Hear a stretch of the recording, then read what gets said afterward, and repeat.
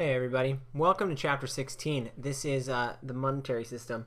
We're going to talk about what money is, we're going to talk about how the banks create money, and finally we're going to talk about how the Federal Reserve Bank targets money supply. It is a bit of a confusing chapter, so I ask that you would do two things. One, would you please review the Federal Reserve Explained PDF in the Amplifies course materials. Also, when you get a chance, watch the whole entire lecture, or at least different parts of it as much as you can to be able to understand what's going on here. Okay, anyways, let's continue, or let's talk about what money is and why it's important.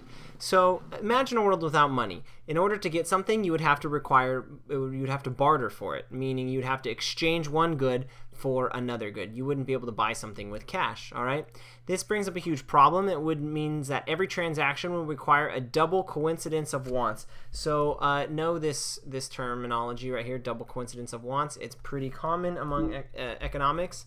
And basically, it just means that two people have to have what the other person wants in order to make a trade. So basically, you have to spend a huge amount of time looking for somebody that has the thing that you want, that wants the thing that you have, right? It's a huge waste of resources. But if you have money, then I just turn into whatever asset or good that I have, and then I can go ahead and use money to buy the thing that I want. Right, so what are the three functions of money? Well, the first is this medium of exchange. This is what I talked about on last slide. It's the item that buyers give to sellers when they want to purchase goods and services. The second is a unit of account. Basically, if I want to tell you how much something cost, I could tell you, oh, this computer costs the same as 100 tons of wheat, but that's not very practical. Instead, I say this computer is worth $1,000, right? It's a unit of account. It's how I know how I can explain prices. And finally, it's a store of value. It means that you can use money to hold on to value for the future when you can go ahead and purchase something in the future. All right, the two kinds of money. Commodity money, where the money itself is actually valuable, all right? Gold coins. The gold coins, if you have a gold coin for $10, that means the gold in it is actually worth $10. Another example, cigarettes in prisoner of war camps, right? The intrinsic value, they're very valuable. On the other hand, there's fiat money, all right? This is money without intrinsic value, and it's used as money because of the government. So example, US dollar. We have fiat money. We used to have commodity money, meaning that the money was backed by the gold standard. It is no longer. The bill says $50, and it means $50 only because both you and I trust that the government says that it's $50. All right, let's think about the money supply. So the money supply, it's also known as the money stock, is the quantity of money available in the economy. So what should exactly we consider as money? Well, the assets that we want to consider are ones that are very liquid, meaning they can easily be used to purchase goods. So the first candidate is currency, right? Paper bills and coins in the hands of the public. So these can instantly be transferred into goods by just walking into a store and handing them the coins for the good. The other thing that we can use are demand deposits, right? So basically these are checking accounts, right? Also you can think of ATM debit cards. It's the same exact thing. Your money can instantly go from your checking account to the store, and you can purchase a good.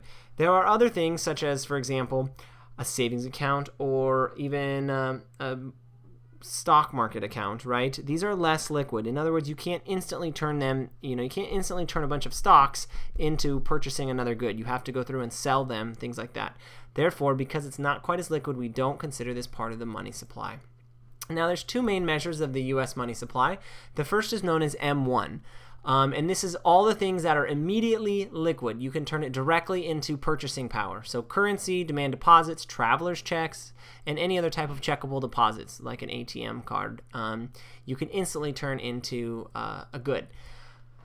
And as of September 2014, the amount of M1 in the United States economy was $2.85 trillion. Okay, most of the time people use dollars to buy something, it's using M1.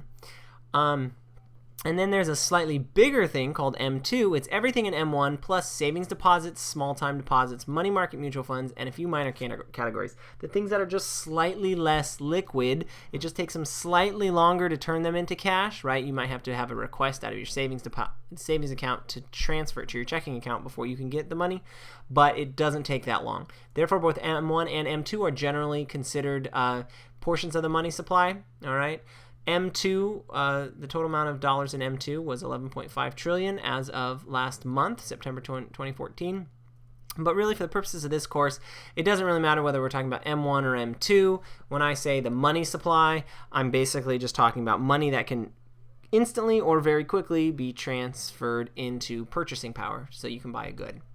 All right, so central banks and monetary policy. So a central bank is basically the central bank in a country. It's the main bank. It oversees all the other banks, okay? And it sets monetary policy. What is monetary policy? It's just the determination of how much money supply should be out there, all right? So the central bank, for example, in the United States might say, okay, we want M1 to be at $2.85 trillion. And then whatever they do to try to keep it at $2.85 trillion, that's known as monetary policy. It's really quite simple. In America, we have our central bank has got a name. It's called the Federal Reserve, also known as the Fed. It's the central bank of the United States. Now, what does it look like? It consists of 7 board of governors located in Washington, D.C. One of those people is elected to be the chairman, or right now it's a woman, so chairwoman of the board. And there are 12 regional federal banks located around the United States. In California, the closest one is the one in San Francisco. There's also one in St. Louis. There's one in Cleveland, Ohio, Atlanta, Georgia, New York, in other places around the United States. The New York Federal Reserve Bank is the largest. Okay, and then there's these group of people called the Federal Open Market Committee. And now it's these guys' job to decide exactly how many dollars should be in M1 and M2, right? How big our money supply should be. It's the Board of Governors and the president of the New York Bank plus 4 other presidents of 4 other banks. And they decide the monetary policy. Okay, so what does the Fed Reserve do? It has 3 main roles. This slide might not be in your note sheet. I apologize. I updated it late. Okay, the first thing that the Federal Reserve does is it's the bank's bank. So large banks have accounts with the Fed, right? If you and I want to have a bank account, we have one with the bank. If a bank wants to have a bank account, it has an account with the Fed. All right, they're regulated by the Fed. The federal government actually, right? The government also has a bank account, and its bank account is the Federal Reserve Bank. It is also known as the lender of last resort. It's if a bank needs to loan some money in an emergency, it gets money from the Fed. And finally, it regulates money supply. In other words, it makes M1 grow or shrink by buying and selling government securities, most often bonds. All right, what is a bank reserve? Well, in a fractional reserve system, banks keep a fraction of deposits as reserve and use the rest to make loans. A bank can't make any money if it takes a deposit and just keeps it in its coffers. All right, so the Fed establishes reserve requirements, which is basically tells the banks how much they must at least hold. They can't loan out every single dollar that comes in as a deposit. They can hold more than the reserve requirement, but just not less. The reserve ratio is the fraction of deposits that banks hold as reserves. You can also calculate it by the total reserves as a percentage of total deposits. Right, so let's look at a T account. It's just a simplified accounting statement, like a profit and loss statement, except for it's an assets and liability statement. All right, so imagine that this bank has $100 that come in. There's it's got to keep 10% reserves, so it's $10, and it loans out the other 90, right? So the liabilities are loans and reserves. The liabilities are deposits. It's things that people can call their money back in, and the bank has to give them money. That's why a deposit is called a liability. On the other hand, assets include loans and reserves. It's things that if the bank needs them, they can call back the loans and the money can go into the bank. That's why it's known as an asset. All right, so notice that the reserve ratio is 10% here. All right, so how does this work? Suppose $100 of currency is in circulation. Let's determine how good the banks are at what they're doing. We're going to do 3 examples: no banking system, 100% reserve banking system, and then a fractional reserve banking system. So imagine that $100 is held by someone in their pocket. Well, if there's no banking system, then the guy holds it as $100 as currency, and then how big is the monetary supply? It's just $100. That's simple. It's boring. Let's go to case 2, where there's a no reserve, 100% reserve banking system where there's no loans made. So the public deposits $100 at First National Bank. But First National Bank holds $100 in its reserves. Notice there's no loans, okay? So basically what happens to the money supply? Well, the currency drops down to zero because there's not that $100 back in the currency, but deposits do go up by 100. So in total, the monetary supply is still $100, no change. So in a 100% reserve banking system, banks do not affect the size of the monetary supply. Now let's imagine this fractional reserve. So in the fractional reserve banking system, First National Bank is not going to have a T-chart that looks like this because it will loan out $90. So check it out. The new numbers look like this. It only holds $10 in reserves and loans out $90. So depositors now have $100 in deposits. Borrowers have $90 extra in currency, so the monetary supply, currency plus deposits, has just grown. It's now $190. This is really crazy. This is much more monetary supply than we used to have. So what happens? How did it grow? When banks make loans, they create money. And see, the borrower gets $90 in currency, right? The guy who gets the loan from the bank, he gets the $90 loan, and he gets $90 in debt. Now, the interesting thing is this $90 in currency counts as being money in the money supply. This $90 in debt does not get subtracted off the money supply. So even though he's not any richer, right, we're not creating more wealth, we are creating more money to be able to be used. All right. And so let's imagine that this guy who gets the $90 deposits it at another bank. Let's call it Second National Bank. So they're not going to hold everything in reserves like this that's showing. They're actually going to re-loan out all but 10%. So their balance sheet will actually end up looking like this, right? They only have to hold $9 in the reserve and they loan out $81. So you can see the money supply is growing. Let's say that the $81 gets deposited at Third National Bank, okay? So they're not actually going to hold all $81 in reserves like this. What they will do is they will only hold $8.10 in reserves, and they will loan out $72.90. You see the money supply keeps growing, and money is created with every new loan.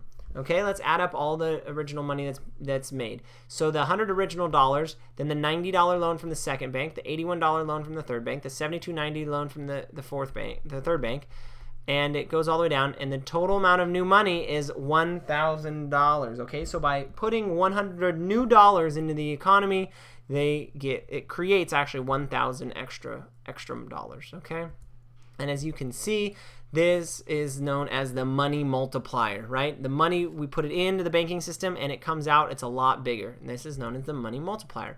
It's easy to calculate. It's 1 divided by the reserve ratio. So in our example, reserve ratio is 10%. The money multiplier is 1 divided by 10%, and 1 divided by 0.1 is equal to 10. So that means $100 of reserves creates, you just multiply times 10, 100 times 10, it creates $1,000 worth of money.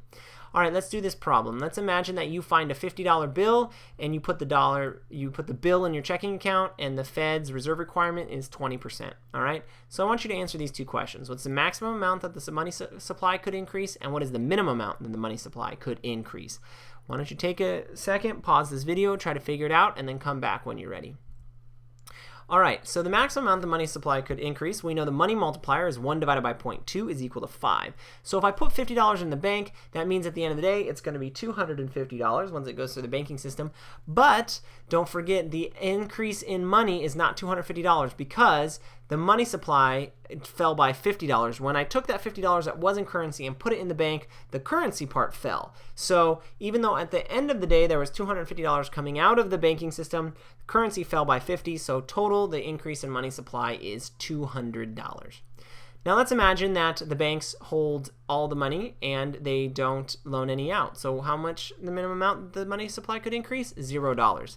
In other words, the currency falls by $50 because I no longer have that $50. Deposits increase by $50 and the bank doesn't loan out any money. So money supply does not change. And let's look at a more realistic balance sheet actually, because at this bank, they actually hold more than just loans.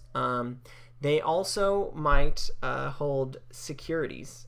And as far as liabilities, banks also can obtain money not just from getting deposits, but they can get funds from issuing debt, as in bonds, and or selling stocks, equity, all right? So bank capital is the resources a bank obtains by issuing equity to its owners. In other words, when stockholders purchase stocks in the bank or shares of the bank, that is adding to bank capital because those shareholders become owners of the bank. All right. Another way to calculate it is bank assets minus bank liabilities. Now, when the bank uses money that's not its own, right? So money that's not from its owners to lend out, that's called leverage. Now let's see how this happens. We see in this bank only actually $50 is money from the owners. Only $50 is from stock market funds. $150 perhaps the bank got by selling bonds, and then $100 the bank got from deposits. So there's $1,000 total dollars in this bank that they're going to go ahead and loan out. So the leverage ratio is the ratio of assets to bank capital. In this example, the leverage ratio is $1,000 over $50. So there's $1,000 total dollars that the bank has access to, but only $50 are actually money. So the leverage ratio is 20. What does that mean? That means for every $20 in assets, only $1 actually is the bank's owner's money, and $19 is from borrowed money. So what happens, leverage amplifies profits and losses. Suppose that the bank assets appreciate 5% and they go from 1,000 to 1,050. Well, that means the bank owner's equity goes up from $50 to $100, okay? And so it's a double of profits for the owners, right? The owners only started out by putting $50 in this bank, and then they, from all the other money they got $1,000. They invested it in something, and the total investment comes out as $1,050. Well, that $50 extra dollars goes straight to the owners. So they went from having $50 in the bank to $100 in the bank. It's double, right? However, if the bank assets fall by 5%, right, that means that the bank loses $50. That's going to wipe out all of the owner's capital, and so that falls from 50 to 0. If bank assets decrease more than 5%, the bank capital is negative, and the bank is what's called insolvent. In other words, it doesn't have enough money to pay its bills. So therefore, the Fed has this thing called the capital requirement. It's a government regulation that specifies a minimum amount of capital that banks have to have in order to keep them responsible. They're not wasting everybody else's borrowed money, but they're using their own money. If banks go below this capital requirement, they have to insert more money from the owners. Okay. So this actually happened in 2008, 2009, right? Banks, they suffered a bunch of collapse of their loans that are assets. So suddenly banks own less things because they had a bunch of loans, which remember are assets, but then they went down because they became useless. Now you see that a lot of banks failed. During this 7-year period here, before the crisis, only 27 banks failed. In 1 year of the crisis, 166 banks failed. That's a big, huge failure rate for the banks. Okay, and other banks found themselves with too little capital, about to go out of business, so they just stopped loaning money out, and this caused a credit crunch, meaning no one was able to get a loan if they wanted to, which was a big problem. So what did the government do? Well, the U.S. Treasury injected hundreds of billions of dollars worth of capital into the banking system. Remember how I told you how banks raise capital, owner's equity? They sell shares, right? So people buy stocks in the bank and they send them money. That's how the bank gets more capital. Well, that's what the federal government did. They bought a huge amount of stocks in a bunch of different banks, right? Which was really weird. It made the U.S. taxpayers part owners of the banks because they were shareholders. But it did succeed in injecting capital into the banking system, and then by 2009, the banks had recovered. So what other tools can they use to change the size of the monetary supply? Well, we learned that money supply is equal to the money multiplier times the bank reserves, right? So this is how much money is deposited in all the banks and the banks hold times the money multiplier. And that gives you the total amount of money supply that's available to be used. Well, the Fed can either change the number of bank reserves or changing the money multiplier. How does it change the money multiplier? It changes the reserve requirement ratio. It's currently at 10%, which means banks have to keep 10% of all their deposits. You know what? The Fed is not going to change this. It hasn't changed this in almost 20 years because it's really difficult for the banks to come back into compliance with this if it's changed. So really normally what they do is they change the amount that the banks have in reserves. All right, so how does the bank influence reserves? Well, they do these things called open market operations. This is kind of confusing. Make sure if you're confused you watch the full lecture. So the Federal Reserve Bank buys government bonds from the bank. So the federal government gives the government bonds to big banks. There's 19 big banks that it gives, 18 I think, big banks it gives it to. And the Federal Reserve, don't forget, each of those banks have a bank account with the Federal Reserve Bank. So the Federal Reserve buys bonds from these big banks and sends the banks money. And how does it send the money? It actually doesn't send the money. It just changes, maybe instead of the bank having $1,000 in its account at the Fed Reserve, it just, with the computer, changes it to $2,000 or something like that. And then the bank has more money in its reserves account. So with more reserves, the bank can make more loans, and that will increase the monetary supply. To decrease bank reserves, to decrease the monetary supply, the Fed just does the opposite. They sell the government bonds. In other words, they give them back to the banks, and they take money out of their Federal Reserve account.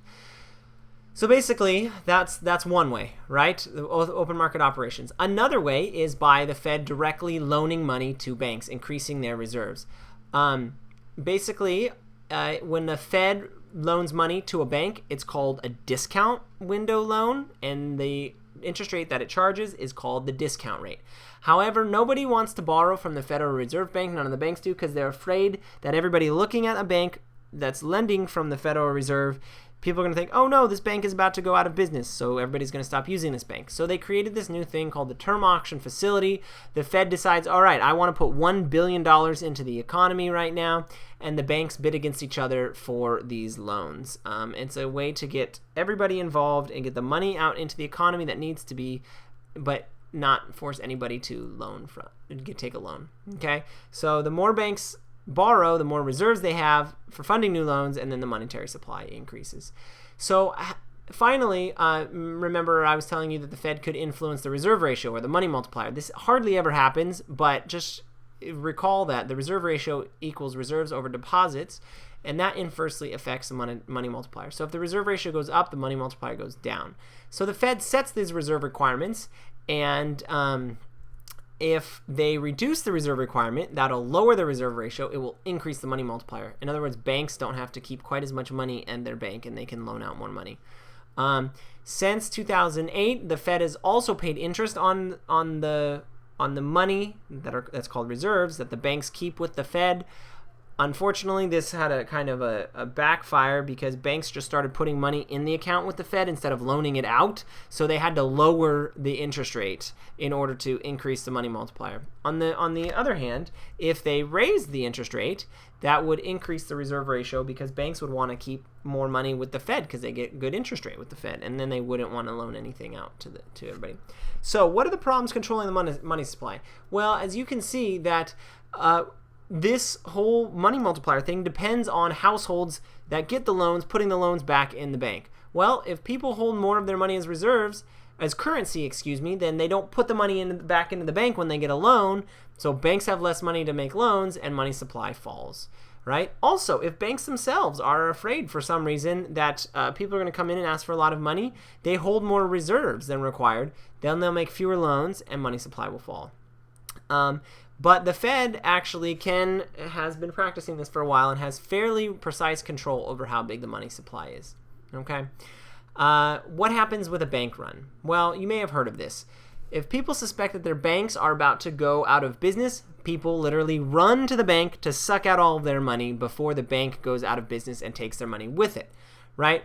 Under fractional reserve banking, no bank ever has enough money to pay off all of its deposits, because it takes the deposits and it loans them back out. So if there's a run on bank, it's going to make the bank have to close, right? And then other banks might look at this and say, oh my goodness, we need to stop making loans so we have more money on hand to pay people if they come in and ask for their money. So the money supply is going to fall, right? It's going to increase R, and it's going to cause money supply to fall. So if you look during the Great Depression, 1929 to 1933, money supply fell by 28% because so many banks closed. All right? And a lot of economists believe this contributed to the severity of the Great Depression. Since then, the FDIC, Federal Deposit Insurance Corporation, has helped prevent bank runs in the United States. So there hasn't been any bank runs because the federal government guarantees that if you put your money in a bank and the bank fails, you still get your money from the Federal Deposit Insurance Corporation. In the UK, though, there was a bank run recently in 2007, Northern Rock Bank. Everybody ran to it, tried to get their money out. They didn't have enough money. This bank was eventually taken over by the British government. All right. So I've talked about how the Federal Reserve Bank uses buying and selling bonds to try to keep the size of the monetary supply at the right level. However, it's too hard for the Federal Reserve Bank to actually look at the M1 and M2. These numbers are months behind. So how does the Federal Reserve Bank know exactly how many bonds to buy or sell?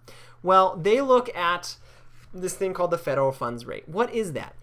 Basically, banks, at the end of the day, remember, a bank has to have a certain amount in its reserve requirement. If at the end of the day it does its bills and it does its books and it figures out it has not enough money in its reserves, it's going to get a loan from another bank, right, in order to get some reserve money.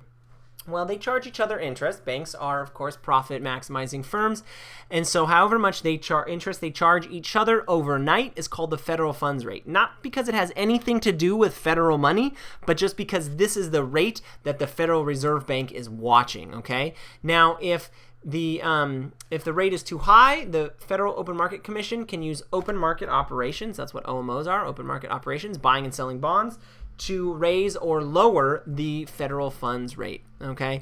And this actually has a huge change in other rates and a big impact on the economy, not because the federal funds rate is actually linked to anything people care about, but just because it is an indicator that there's enough money in the economy. All right, so if you look, this red is the federal funds rate, and these other colors are other interesting rates. You see they go together, right? Because the federal funds rate is an indicator of how much money there is in the economy. The other interest rates are affected by how much money there is in the economy. How does this work? Don't forget the market for loanable funds. So let me draw a market for loanable funds. This is from a couple chapters ago. This is the quantity of loanable funds. This is the interest rate or the price of loanable funds.